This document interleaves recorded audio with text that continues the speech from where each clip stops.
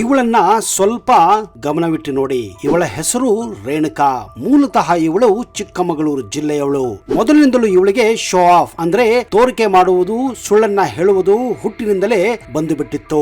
ತಾನು ದೊಡ್ಡ ಮನೆತನದವಳು. ತನ್ನ ತಂದೆ ಇಡೀ ಹಳ್ಳಿಗೆನೆ ಸಾಹುಕಾರರು. ಹಾಗೆ ಹೀಗೆ ಅಂತ ಪಟ್ಟಣದಲ್ಲಿ ಓದುತ್ತಿದ್ದ ಇವಳು ಕಾಲೇಜಿಗೆ ಬಂದಾಗಂತೂ ಕಂಡವರ ಪ್ಯಾಂಟ್ಗಳನ್ನ ಟಾಪ್ಗಳನ್ನ ಹಾಕಿಕೊಂಡು ಹುಡುಗರನ್ನ ದೋಸ್ತಿ ಮಾಡಿಕೊಂಡು ಹೊಸ ಹೊಸ ಮೊಬೈಲ್ ಗಳನ್ನ ಪಡಿತಾ ಅದನ್ನ ರೀಚಾರ್ಜ್ ಮಾಡಿಕೊಂಡು ಬರೀ ಫೇಸ್ಬುಕ್ ನಲ್ಲಿ ವಾಟ್ಸ್ಆಪ್ ನಲ್ಲಿ ಡಿಪಿಯನ್ನ ಹಾಕಿ ತಾನು ಹಾಗೆ ಹೀಗೆ ಅಂತ ಜಂಬ ಕೊಚ್ಕೊಳ್ತಾ ಇದ್ಲು, ತೋರಿಕೆಯನ್ನ ತೋರಿಸ್ತಾ ಇದ್ಲು. ಯಾವಾಗ ಅವಳ ಅಸಲಿಯತ್ತು ಗೊತ್ತಾಯಿತೋ ಅವಳು ಚಿಕ್ಕಮಗಳೂರು ಅಷ್ಟೇ ಅಲ್ಲ ಕರ್ನಾಟಕವನ್ನ ಬಿಟ್ಟು ನಾಪತ್ತೆಯಾಗಿದ್ದಳು.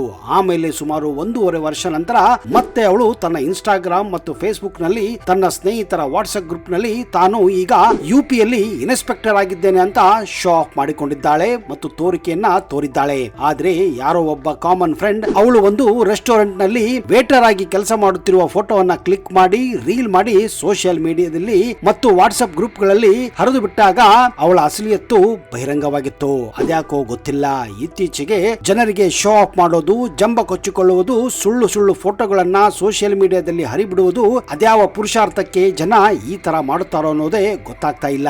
ಈ ಸೋಷಿಯಲ್ ಮೀಡಿಯಾ ಬಂದಾಗಿಂದ ಇದು ತುಂಬಾನೇ ಕಾಮನ್ ಆಗಿ ಹೋಗಿದೆ. ಅಷ್ಟೇ ಅಲ್ಲದೆ ಇದರಿಂದ ಹಲವಾರು ದುರ್ಘಟನೆಗಳು, ಹಲವಾರು ಜನ ಖಿನ್ನತೆಗೆ ಒಳಗಾಗಿದ್ದು ಕೂಡ ಒಂದು ಇತ್ತೀಚಿನ ಸರ್ವೆ ಬಹಿರಂಗಪಡಿಸಿದೆ. ಅಷ್ಟಕ್ಕೂ ಈ ಶೋ ಆಫ್ ಅಂದ್ರೆ ಏನು ಗೊತ್ತಾ? ಶೋ ಆಫ್ ಅಂದ್ರೆ ತಮ್ಮ ಬಳಿ ಇರುವ ಅಥವಾ ಇರದೇ ಇರುವ ವಸ್ತುಗಳು, ಸಾಮರ್ಥ್ಯಗಳನ್ನ ಅಥವಾ ಜೀವನ ಶೈಲಿಯನ್ನ ಅಂದ್ರೆ ಲೈಫ್ ಸ್ಟೈಲ್ ಅನ್ನ ಅತಿಯಾಗಿ ಪ್ರದರ್ಶಿಸುವುದು, ಅಂದ್ರೆ ಸುಳ್ಳಾಗಿ ತೋರಿಸುವುದು. ಅಂದರೆ ತನ್ನ ಬಳಿ ಇರದೇ ಇರೋದನ್ನ ತೋರಿಸುವುದಕ್ಕೆ ಕನ್ನಡದಲ್ಲಿ ತೋರಿಕೆ ಅನ್ನುತ್ತಾರೆ. ಒಬ್ಬ ವ್ಯಕ್ತಿ ನಿಜವಾಗಿ ಸಂತೋಷವಾಗಿದ್ದರೂ ಅಥವಾ ಇಲ್ಲದಿದ್ದರೂ ಇತರರಿಗೆ ನಾನು ಅತ್ಯುತ್ತಮವಾಗಿದ್ದೇನೆ, ನಾನು ಸಂತೋಷವಾಗಿದ್ದೇನೆ ಎಂಬ ಭ್ರಮೆ ಮೂಡಿಸುವ ಪ್ರಯತ್ನನೇ ಶೋ ಆಫ್ ಅನ್ನುತ್ತಾರೆ ಅಥವಾ ತೋರಿಕೆ ಎನ್ನುತ್ತಾರೆ. ಈ ತರದ ಕ್ಯಾರೆಕ್ಟರ್ಗಳನ್ನ ಪ್ರತಿಯೊಬ್ಬರು ತಮ್ಮ ಸರ್ಕಲ್ಗಳಲ್ಲಿ, ತಮ್ಮ ಕುಟುಂಬಸ್ಥರಲ್ಲಿ, ತಮ್ಮ ಸಂಬಂಧಿಕರಲ್ಲಿ, ಫ್ರೆಂಡ್ ಸರ್ಕಲ್ ಅಲ್ಲಿ ಕಾಣೋದು ತುಂಬಾನೇ ಕಾಮನ್.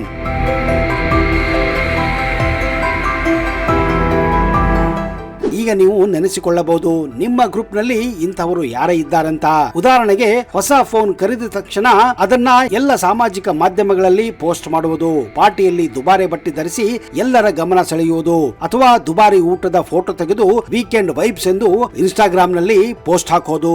ಇದು ಕೇವಲ ಹಾಸ್ಯ ಅಥವಾ ಮಜಾ ಮಾಡೋ ಮಾತ್ರ ಅಲ್ಲ, ಇದು ಒಂದು ಮಾನದ ಸಮಸ್ಯೆ ಆಗಿರುತ್ತದೆ ಎಂದು ಮನೋವೈಜ್ಞಾನಿಗಳು ಹೇಳುತ್ತಾರೆ. ಇದೊಂದು ಮನೋವೈಜ್ಞಾನಿಕ ರೋಗವಾಗಿದೆ. ಶೋ ಆಫ್ ಹಿಂದಿನ ಮನೋವೈಜ್ಞಾನಿಕ ಕಾರಣದಲ್ಲಿ ಅತ್ಯಂತ ಪ್ರಮುಖವಾದದ್ದು ಸ್ವೀಕಾರದ ಹಂಬಲ, ಅಂದ್ರೆ need for validation, need for attention ಅನ್ನುತ್ತಾರೆ. ಮನುಷ್ಯರು ತಮ್ಮ ಅಸ್ತಿತ್ವಕ್ಕೆ ಮೌಲ್ಯ ದೊರಕಬೇಕು ಎಂದು ಯಾವಾಗಲೂ ಬಯಸುತ್ತಾನೆ ಇರುತ್ತಾರೆ. ಯಾಕಂದ್ರೆ ಯಾರು ತಮ್ಮನ್ನ ನೋಡೋದಿಲ್ಲವೋ, ಯಾರು ತಮ್ಮನ್ನ ಕೇರು ಮಾಡೋದಿಲ್ಲವೋ ಆಗ ಈ ರೀತಿಯ ಒಂದು ಮನೋಭಾವನೆ ಪ್ರತಿಯೊಬ್ಬ ವ್ಯಕ್ತಿಯಲ್ಲೂ ಹುಟ್ಟುತ್ತದೆ.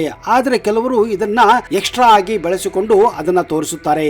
ಆದ್ರೆ ಈ ಮೌಲ್ಯವನ್ನ ಅವರು ತಮ್ಮೊಳಗಿನ ಹುಡುಕುವುದನ್ನ ಬಿಟ್ಟು ಇತರರಿಂದ ಪಡೆಯಲು ಪ್ರಯತ್ನಿಸುತ್ತಾರೆ. ಯಾವಾಗಲೂ ಬೇರೆಯವರಿಂದ ಹೊಗಳಿಕೆಯನ್ನ ಬಯಸ್ತಾರೆ. ನೀನು ಚೆನ್ನಾಗಿದ್ದೀಯಾ, ನೀನು ಸುಂದರವಾಗಿದ್ದೀಯಾ, ನಿನ್ನ ಡ್ರೆಸ್ ಚೆನ್ನಾಗಿದೆ, ನಿನ್ನ ವಾಚ್ ಚೆನ್ನಾಗಿದೆ, ನಿನ್ನ ಮೊಬೈಲ್ ಚೆನ್ನಾಗಿದೆ, ನೀನು ಎಲ್ಲಿಂದ ತೆಗೆದುಕೊಂಡೆ, ನಿನಗೆ ಇಷ್ಟೊಂದು ಬಾಯ್ ಫ್ರೆಂಡ್ಸ್ ಎಲ್ಲಿಂದ ಬರುತ್ತಾರೆ. ಹೌದು ಸ್ನೇಹಿತರೆ, ಈ ರೀತಿಯ ಅಟೆನ್ಷನ್ ಅನ್ನ ಪಡೆಯಲು, ಸಮಾಜದಲ್ಲಿ ಈ ರೀತಿಯ ಅಟೆನ್ಷನ್ ಅನ್ನ ಗಿಟ್ಟಿಸಿಕೊಳ್ಳಲು ಜನ ಈ ರೀತಿಯ ಒಂದು ಮನೋಭಾವನೆ, ಈ ರೀತಿಯ ಒಂದು ಕ್ಯಾರೆಕ್ಟರ್ ಅನ್ನ ಬೆಳೆಸಿಕೊಂಡಿರುತ್ತಾರೆ.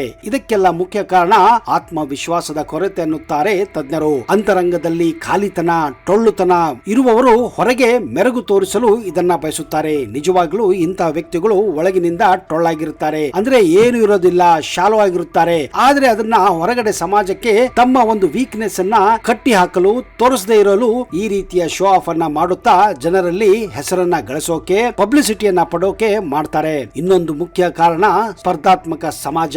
ಹೌದು, ಅವನು ಪಡೆದಿದ್ದಾನೆ, ನಾನು ಯಾಕೆ ಪಡೆದಿಲ್ಲ, ಅವನ ಬಳಿ ಐಫೋನ್ ಇದೆ, ನನ್ನ ಬಳಿ ಯಾಕಿಲ್ಲ.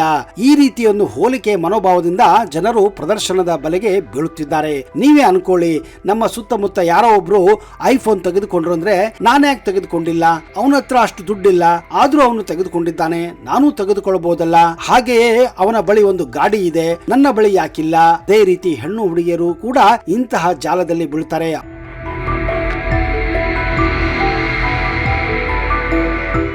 ಅವಳ ಬಳಿ ಒಳ್ಳೆ ಒಳ್ಳೆ ಡ್ರೆಸ್ ಗಳಿವೆ, ಒಳ್ಳೆ ಒಳ್ಳೆ ಬಾಯ್ ಫ್ರೆಂಡ್ಸ್ ಇದ್ದಾರೆ, ನನ್ನ ಬಳಿ ಯಾಕಿಲ್ಲ? ಈ ರೀತಿಯ ಒಂದು ಕಾಂಪಿಟೇಷನ್ ಅನ್ನೋ ಒಂದು ಮನೋಭಾವನೆ ಇಟ್ಟುಕೊಂಡಾಗ ಹತಾಶೆಯಾಗಿ ಬಾಡಿಗೆ ಡ್ರೆಸ್ ಗಳನ್ನ ಪಡೆದುಕೊಂಡು ಅಥವಾ ಬಾಡಿಗೆ ಬಾಯ್ ಫ್ರೆಂಡ್ ಅನ್ನ ಪಡೆದುಕೊಂಡು ಅಥವಾ ಬಾಡಿಗೆ ಗಾಡಿಗಳನ್ನ ಪಡೆದುಕೊಂಡು ಈ ರೀತಿ ಶೋ ಆಫ್ ಮಾಡೋದು, ಸೋಷಿಯಲ್ ಮೀಡಿಯಾದಲ್ಲಿ ಪೋಸ್ಟ್ ಗಳನ್ನ ಹಾಕಿಕೊಂಡು ವಿಜೃಂಭಿಸೋದನ್ನ ತೋರಿಕೆ ಅನ್ನುತ್ತಾರೆ ಸ್ನೇಹಿತರೆ. ಆದ್ರೆ ಒಳಗಡೆ ಏನು ಇರೋದಿಲ್ಲ, ಖಾಲಿ ಡಬ್ಬಾನೇ ಹೆಚ್ಚು ಸೌಂಡ್ ಮಾಡೋದು ಅನ್ನೋದು ನಿಮ್ಗೆಲ್ಲ ಗೊತ್ತಿರುವ ವಿಷಯ. ತುಂಬಿದ ಕೊಡ ತುಳುಕೋದಿಲ್ಲ ಅನ್ನೋದು ಗೊತ್ತು ನಿಮಗೆ, ಆದ್ರೆ ಸೌಂಡ್ ಮಾಡ್ತಾ ಇರುತ್ತೆ. ಹೀಗಾಗಿ ತುಂಬಿದ ಕೊಡ ತುಳುಕೋದಿಲ್ಲ, ಆದ್ರೆ ಖಾಲಿ ಅರ್ಧ ತುಂಬಿದಂತಹ ಕೊಡ ಯಾವಾಗಲೂ ಸೌಂಡ್ ಅನ್ನ ಮಾಡ್ತಾ ಇರುತ್ತೆ. ಹೀಗಾಗಿ ಇಂತಹ ತೋರಿಕೆಯ ಒಂದು ಕ್ಯಾರೆಕ್ಟರ್ ನ ಹೊಂದಿರುವಂತಹ ವ್ಯಕ್ತಿಗಳು ನಿಮ್ಮ ಸುತ್ತ, ನಮ್ಮ ಸುತ್ತ ಪ್ರತಿಯೊಬ್ಬರು ಇದ್ದೇ ಇರುತ್ತಾರೆ.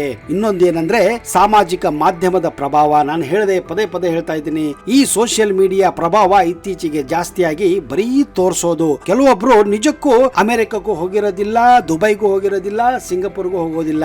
ಸುಮ್ಮನೆ ಹಿಂದ್ಗಡೆ ಯಾವುದೋ ಒಂದು ಪೋಸ್ಟ್ ಹಾಕೊಂಡು ನಾನು ಇವತ್ತು ಸಿಂಗಾಪುರದಲ್ಲಿದ್ದೀನಿ, ಅಲ್ಲಿ ಬ್ರೇಕ್ಫಾಸ್ಟ್ ಮಾಡ್ತಾ ಇದ್ದೀನಿ, ಇಲ್ಲಿ ಬ್ರೇಕ್ಫಾಸ್ಟ್ ಮಾಡ್ತಾ ಇದ್ದೀನಿ, ಇಲ್ಲಿ ಊಟ ಮಾಡ್ತಾ ಇದ್ದೀನಿ, ನಾನು ಕ್ರೂಸ್ ಅಲ್ಲಿ ಹೋಗ್ತಾ ಇದ್ದೀನಿ, ನಾನು ಫ್ಲೈಟ್ ಅಲ್ಲಿ ಹೋಗ್ತಾ ಇದ್ದೀನಿ. ಹೀಗೆ ಜನರನ್ನ ಫೂಲ್ ಮಾಡೋಕೆ ಅಥವಾ ತಮ್ಮ ತೋರಿಕೆಯನ್ನ ತೋರ್ಸೋಕೆ ಈ ರೀತಿಯ ಪೋಸ್ಟ್ ಗಳನ್ನ ಇನ್ಸ್ಟಾಗ್ರಾಮ್ ನಲ್ಲಿ, ಫೇಸ್ಬುಕ್ ನಲ್ಲಿ, ಸ್ನ್ಯಾಪ್ ಚಾಟ್ ನಲ್ಲಿ ಇತ್ಯಾದಿಗಳು ಪ್ರದರ್ಶನದ ವೇದಿಕೆ ಆಗಿದೆ ಅಂತ ನಾನು ಹೇಳ್ಬಹುದು ಸ್ನೇಹಿತರೆ. ಹಿಂದೆ ಎಲ್ಲ ನಾಟಕ ಮಾಡ್ತಾ ಇದ್ರು ಸ್ಟೇಜ್ ಮೇಲೆ, ಇವತ್ತು ಅದೆಲ್ಲ ಬೇಕಾಗಿಲ್ಲ. ಸಾಕು Facebook, Instagram, WhatsApp, Snapchat ಇದ್ರೆ ಸಾಕು, ಏನ್ ಬೇಕಾದ್ರೂ ಹೇಗ್ ಬೇಕಾದ್ರೂ ನೀವು ತೋರ್ಸ್ಕೋಬಹುದು ಅನ್ನೋದು ಇತ್ತೀಚೆಗೆ ಜನರಿಗೆ ಗೊತ್ತಾಗಿದೆ. ಇಂತಹ ಶೋ ಆಫ್ ಮಾಡೋ ಜನರಿಗೆ ಕಮ್ಮಿ ಇಲ್ಲ ಸ್ನೇಹಿತರೆ. ಇದು ದಿನಕ್ಕಿಂತ ದಿನಕ್ಕೆ ಬೆಳಿತಾನೆ ಇದೆ. ಆದ್ರೆ ಇದ್ದವರು ಏನು ಮಾಡೋದಿಲ್ಲ. ದೊಡ್ಡ ಶ್ರೀಮಂತರೇ ಸಿಂಪಲ್ ಆಗಿರ್ತಾರೆ, ಸ್ಮಾರ್ಟ್ ಆಗಿರ್ತಾರೆ. ಉದಾಹರಣೆಗೆ ನಾರಾಯಣ ಮೂರ್ತಿ ಅವರ ಒಂದು ಎಕ್ಸಾಂಪಲ್ ಅನ್ನ ನಿಮ್ಗೆ ಕೊಡಬಹುದು, ಅಥವಾ ಸುಧಾಮೂರ್ತಿ ಅವರ ಒಂದು ಎಕ್ಸಾಂಪಲ್ ತೆಗೆದುಕೊಳ್ಳಿ. ಅವರು ಎಷ್ಟು ಸಿಂಪಲ್ ಆಗಿರ್ತಾರೆ. ಅವ್ರ ಹತ್ರ ಲಕ್ಷಾಂತರ ಕೋಟಿ ಇದೆ ಸ್ವಾಮಿ, ಲಕ್ಷಾಂತರ ಕೋಟಿ ಇದೆ. ಮನಸ್ಸು ಮಾಡಿದ್ರೆ ಅವ್ರು ಏನ್ ಬೇಕಾದ್ರೂ ತಿನ್ಬಹುದು, ಏನ್ ಬೇಕಾದ್ರೂ ಮಾಡಬಹುದು, ಎಲ್ ಬೇಕಾದ್ರೂ ಇರ್ಬೋದು. ಆದ್ರೂ ಕೂಡ ಸಿಂಪಲ್ ಆದಂತಹ ಜೀವನವನ್ನ ನಡೆಸ್ತಾ ಇದ್ದಾರೆ. ಬಿ ಸಿಂಪಲ್ ಬಿ ಸ್ಯಾಂಪಲ್ ಅನ್ನೋ ಒಂದು ತತ್ವವನ್ನ ಅವರು ಅಳವಡಿಸಿಕೊಂಡಿದ್ದಾರೆ. ಆದ್ರೆ ನಮ್ ಜನ ಎಲ್ರು ಅಂತ ಹೇಳೋದಿಲ್ಲ, ಕನಿಷ್ಠ ಪಕ್ಷ ಇವತ್ತು 30-40% ಜನ ಈ ರೀತಿಯ ಒಂದು ತೋರಿಕೆ ಜೀವನಕ್ಕೆ ವಾಲ್ಕೊಂಡ್ಬಿಟ್ಟಿದ್ದಾರೆ, ಇನ್ಕ್ಲೈನ್ ಆಗಿದ್ದಾರೆ, ಶೋ ಆಫ್ ಮಾಡಕ್ಕೆ ಮುಂದಾಗಿದ್ದಾರೆ. ಏನು ಮಾಡಕ್ಕಾಗ್ತಾ ಇಲ್ಲ.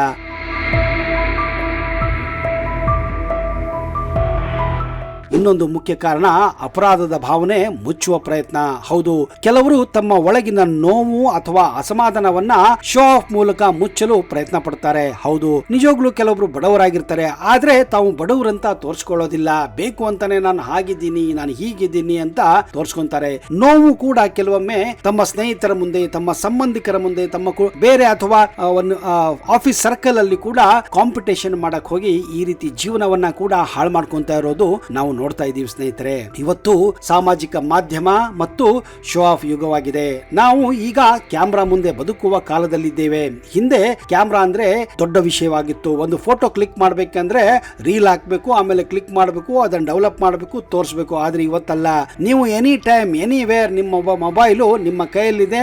ಯಾರು ಬೇಕಾದ್ರೆ ಫೋಟೋವನ್ನ ನೀವು ತೆಗಿಬಹುದು ಅಥವಾ ಬೇರೆಯವರು ತೆಗಿಬಹುದು, ಅಥವಾ ನೀವು ಸೆಲ್ಫಿಗಳನ್ನ ತೆಗೆದು ಇಮಿಡಿಯೇಟ್ ಆಗಿ ಪೋಸ್ಟ್ ಕೂಡ ಮಾಡಬಹುದು. ಹೀಗಾಗಿ ನಾವು ಇವತ್ತು ಏನಾಗ್ತಿದೆ ಅಂದ್ರೆ ಪರಿಸ್ಥಿತಿ ಹೇಳ್ತೀನಿ ಸ್ನೇಹಿತರೆ, ನಿಜವಾಗ್ಲೂ ಹೇಳ್ತೀನಿ, ಊಟ ಮಾಡ್ತಾ ಇದ್ರೆ ವಿಡಿಯೋಗಳನ್ನ ಹಾಕ್ತಾರೆ, ಊಟ ಮಾಡ್ತಾ ಇದ್ರೆ ಫೋಟೋಗಳನ್ನ ಹಾಕ್ತಾ ಇದ್ದಾರೆ, ಟಾಯ್ಲೆಟ್ ಅಲ್ಲಿ ಇದ್ರೆ ಫೋಟೋಗಳನ್ನ ಹಾಕ್ತಾ ಇದ್ದಾರೆ, ಟಾಯ್ಲೆಟ್ ಹೊರಗಡೆ ಬಂದ್ರೆ ಫೋಟೋಗಳನ್ನ ಹಾಕ್ತಾರೆ, ಪ್ರವಾಸದಲ್ಲಿದ್ರೆ ಫೋಟೋಗಳನ್ನ ಹಾಕ್ತಾರೆ, ಅಡಿಗೆ ಮಾಡ್ತಾ ಇದ್ರೆ ಫೋಟೋ ಹಾಕ್ತಾ ಇದ್ದಾರೆ. ನಾನು ಜಾಸ್ತಿ ಹೇಳಕ್ ಹೋಗೋದಿಲ್ಲ, ನೀವು ಅರ್ಥ ಮಾಡ್ಕೊಂತೀರಾ ಅನ್ಕೊಂತೀನಿ. ಇನ್ನೇನೇನೋ ಇದ್ದಾಗ ಎಂತೆಂತ ವಿಡಿಯೋಗಳನ್ನ ಜನ ಇವತ್ತು ಶೋ ಆಫ್ ಮಾಡಕ್ಕೆ ಹಾಕ್ತಿದ್ದಾರೆ ಅಂದ್ರೆ ನೀವು ನೋಡ್ತಾ ಇರಬಹುದು. ಇವತ್ತು ಕೂಡ ನೀವು ಇನ್ಸ್ಟಾಗ್ರಾಮ್ ಓಪನ್ ಮಾಡಿದ್ರೆ ಇದನ್ನೆಲ್ಲ ನೀವು ನೋಡ್ತಾನೆ ಇರ್ತೀರಾ. ಒಂದು ಚಾಕ್ಲೇಟ್ ತಿಂದ್ರು ಫೋಟೋ ಹಾಕೊಂತಾರೆ, ಒಂದು ಐಸ್ ಕ್ರೀಮ್ ತಿಂದ್ರು ಫೋಟೋ ಹಾಕೊಂತಾರೆ. ಅಬ್ಬಬ್ಬಬ್ಬಬ್ಬಬ್ಬಬ್ಬಾ, ಬೇಡ ಸ್ವಾಮಿ ಬೇಡ, ಎಷ್ಟು ಶೋ ಆಫ್ಗಳಪ್ಪ ಇದು ಅಂತೀನಿ. ಕೆಲವು ವರ್ಷಗಳಿಂದ ಜನ ಈ ಶೋ ಆಫ್ ಮಾಡೋದಕ್ಕೆ ಫ್ಲೆಕ್ಸ್ ಗಳಲ್ಲಿ ಹಾಕೊಂತ ಇದ್ರು. ದೊಡ್ಡ ದೊಡ್ಡ ಫೋಟೋಗಳನ್ನ ಫ್ಲೆಕ್ಸ್ ಅಲ್ಲಿ ಬರೀ ಒಂದು SSLC ಸಿಂಪಲ್ ಆಗಿ ಪಾಸ್ ಆದ್ರೆ ಸಾಕು, ದೊಡ್ಡ ಫ್ಲೆಕ್ಸ್ ಗಳನ್ನ ಹಳ್ಳಿಗಳಲ್ಲಿ ಪಟ್ಟಣಗಳಲ್ಲಿ ಹಾಕ್ತಾ ಇರೋದು ನೀವು ನೋಡ್ತಾ ಇದ್ರಿ. ಈಗಲೂ ಹಾಕ್ತಾರೆ, ಇಲ್ಲಂತ ಇಲ್ಲ. ಆದ್ರೆ ಇವತ್ತು ಡಿಜಿಟಲ್ ಯುಗ ಬಂದಿದ್ರಿಂದ ಸಾಮಾಜಿಕ ಮಾಧ್ಯಮಗಳನ್ನ ಬಳಸಿ, ಇನ್ಸ್ಟಾಗ್ರಾಮ್, ಫೇಸ್ಬುಕ್ ಅನ್ನ ಬಳಸಿ ಫೋಟೋಗಳನ್ನ ಹಾಕೊಂತಾರೆ, ರೀಲ್ಸ್ ಗಳನ್ನ ಹಾಕೊಂತಾರೆ. ಕಾಲ ಎಂತ ಬದಲಾಯ್ತು ನೋಡಿ. ಅಷ್ಟಕ್ಕೆ ಅಲ್ಲ ಸ್ನೇಹಿತರೆ, ಈ ವರ್ಷದ ಒಂದು ಸರ್ವೆ ಪ್ರಕಾರ ಭಾರತದ ಯುವ ಜನರಲ್ಲಿ 78% ಮಂದಿ ಸಾಮಾಜಿಕ ಮಾಧ್ಯಮದಲ್ಲಿ ತಮ್ಮ ಜೀವನವನ್ನ ಅತಿ ಸುಂದರವಾಗಿ ತೋರ್ಸೋಕೆ ಪ್ರಯತ್ನ ಪಡ್ತಾ ಇದ್ದಾರಂತೆ. ಅಬ್ಬಬ್ಬಾ, ಒಳಗಡೆ ಒಳಗಡೆ ಇರೋದೊಂದು, ಹೊರಗಡೆ ತೋರಿಸೋದೊಂದು, ಎಲ್ಲಾ ಮಹಿಮೆ ಅಂದ್ರೆ ದೇವರ ಮಹಿಮೆ, ಸೋಷಿಯಲ್ ಮೀಡಿಯಾ ಮಹಿಮೆ ಅಂತಾನೆ ಹೇಳ್ಬೋದು. ಪ್ರತಿದಿನ ಸುಮಾರು 2.5 ಗಂಟೆ ಸಮಯವನ್ನ ಸರಾಸರಿ ಭಾರತೀಯ ಯುವಕರು ಯುವತಿಯರು ತಮ್ಮ ಪೋಸ್ಟ್ ಗಳನ್ನ ಲೈಕ್ ಮಾಡೋಕೆ, ಲೈಕ್ ಕೊಡೋಕೆ, ಪಡೆಯೋದಕ್ಕೆ ಹಲವಾರು ಪ್ರಯತ್ನಗಳನ್ನ ಮಾಡ್ತಾ ಇದ್ದಾರೆ ಅಂತ ಒಂದು ಸರ್ವೆ ಹೇಳ್ತಾ ಇದೆ. ಅಬ್ಬಾ ಎಂತ ಪರಿಸ್ಥಿತಿ ಬಂತ್ರಿ.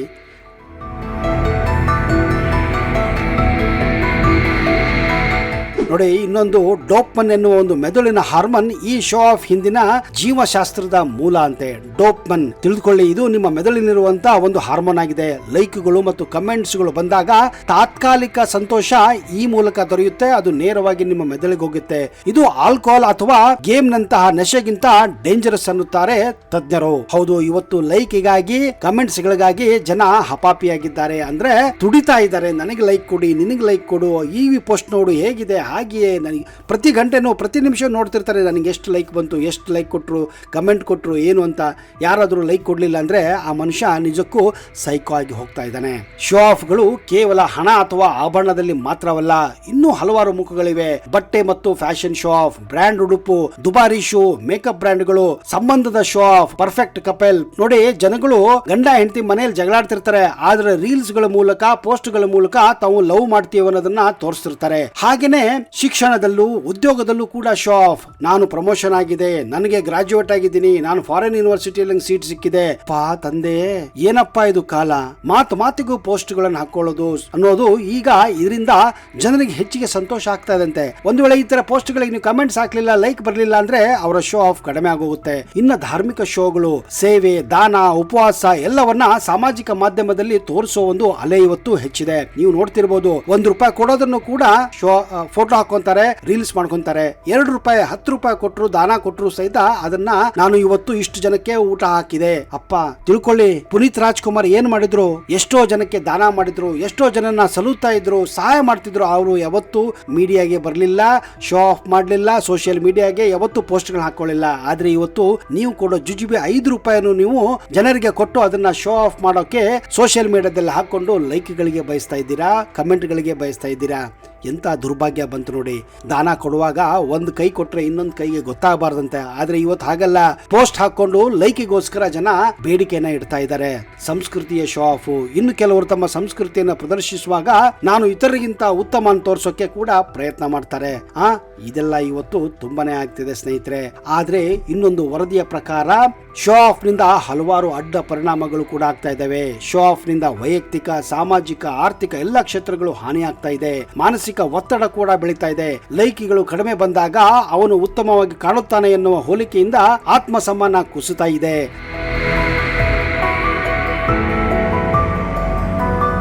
ಸರ್ವೆ ಪ್ರಕಾರ ಶೋ ಆಫ್ ಮಾಡುವವರಲ್ಲಿ ಡಿಪ್ರೆಷನ್ ಮತ್ತು ಆತಂಕ ಕೂಡ ಹೆಚ್ಚಾಗ್ತಾ ಇದೆ. ತಿಳ್ಕೊಳ್ಳಿ ಸ್ನೇಹಿತರೆ. ಅಷ್ಟೇ ಅಲ್ಲ, ಸಂಬಂಧಗಳಲ್ಲಿ ಹಾನಿ ಆಗ್ತಾ ಇದೆ. ಶೋ ಆಫ್ ಮಾಡುವವರು ಇತರರಿಗಿಂತ ಉತ್ತಮ ಎಂದು ತೋರಿಸಲು ಪ್ರಯತ್ನಿಸ್ತಾರೆ. ಇದರಿಂದ ಸ್ನೇಹ, ಪ್ರೀತಿ, ನಂಬಿಕೆ ಕೂಡ ಹಾಳಾಗ್ತಾ ಇದೆ.